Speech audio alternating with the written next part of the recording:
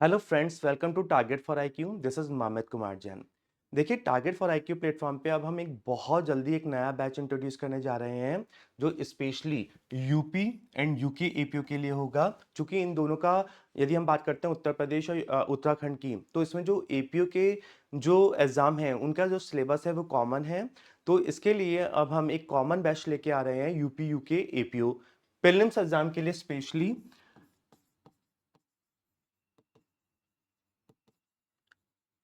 और देखिए, बहुत जल्दी हो सकता है कि यूपी या यूके एपीओ का नोटिफिकेशन बहुत जल्दी आपको देखने को मिल जाए। तो इसी के रिगार्डिंग अब हम एक नया बैच इंट्रोड्यूस कर रहे हैं। और जहां तक हम बात करें इसके सिलेबस की, तो इस बात को आप ध्यान देंगे कि अब पहले जब भी हम बात करते थे सीआरपीसी की, सीआरपीसी 1970 थी, यानी कि दंड प्रक्रिया संहिता की।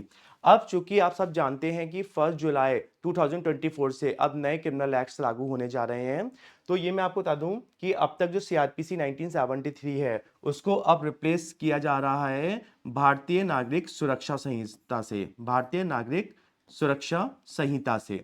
तो इस बात को आप ध्यान देंगे कि अब इस बार जो एपीयू में जो भी आपका सिलेबस होगा उसमें ना केवल आपसे ओल्ड सीआरपीसी पूछेंगे, बल्कि बल्कि भारतीय नागरिक सुरक्षा संहिता 2023 भी आपसे पूछा जाएगा। तो इसी के रिगार्डिंग यहाँ पर जब हम दूसरे सब्जेक्ट की बात करते हैं आईपीसी की, तो जो आईपीसी 1860 है अब उसको भी हम रिप्लेस किया जा रहा है 1 जुलाई 2024 से। और उसकी जगह अब आएगा भारतीय बीएनएस, यानी कि भारतीय न्याय संहिता 2023।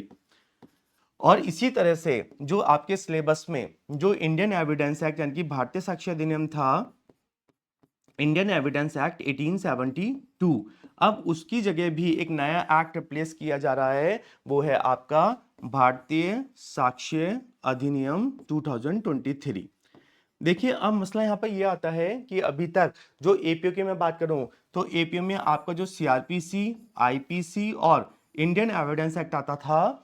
तो अभी भी इस बात को ध्यान देना, भले ही ये तीनों एक्ट भारतीय नागरिक सुरक्षा संहिता, भारतीय न्याय संहिता और जो भारतीय साक्ष्य अधिनियम है उसमें रिप्लेस हो चुका है, यानी कि इनके जगह अब 3 नए क्रिमिनल लॉज आ चुके हैं और जो 1 जुलाई 2024 से एनफोर्स होने भी जा रहे हैं। तो इस बार आप ये मान के चलेगा कि जब एपीओ का, चाहे वो यूपी एपीओ या यूके एपीओ हो, तो उसमें ना केवल ये ओल्ड सीआरपीसी, आईपीसी और एविडेंस एक्ट पूछा जाएगा, बल्कि साथ ही साथ जो न्यू क्रिमिनल लॉज हैं, यानी कि भारतीय नागरिक सुरक्षा संहिता, भारतीय न्याय संहिता और जो भारतीय साक्ष्य अधिनियम है, ये सभी सब्जेक्ट्स यानी कि ओल्ड और न्यू क्रिमिनल एक्ट्स पूछे जाएंगे आपसे। इसलिए न केवल आपको ये तैयार करना है, बल्कि आपको इन तीनों एक्ट को भी तैयार करना है।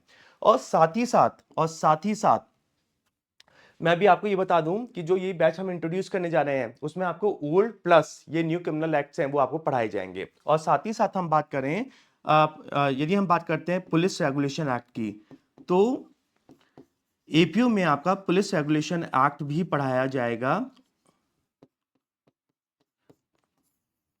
हम ध्यान देते हैं, अभी तक जो हमारे सिलेबस में CrPC, IPC, Indian evidence act और पुलिस रेगुलेशन एक्ट था, उसमें अब ये मान लीजिएगा कि इसमें जो न्यू क्रिमिनल एक्ट्स हैं वो भी अब आपको पढ़ाए जाएंगे। क्योंकि इस बार जो भी वैकेंसी आने वाली है, भले ही वो जुडिशियल में है या एपीओ में है, यहाँ पर ओल्ड और न्यू क्रिमिनल लॉज आपको देखने को मिलेगा।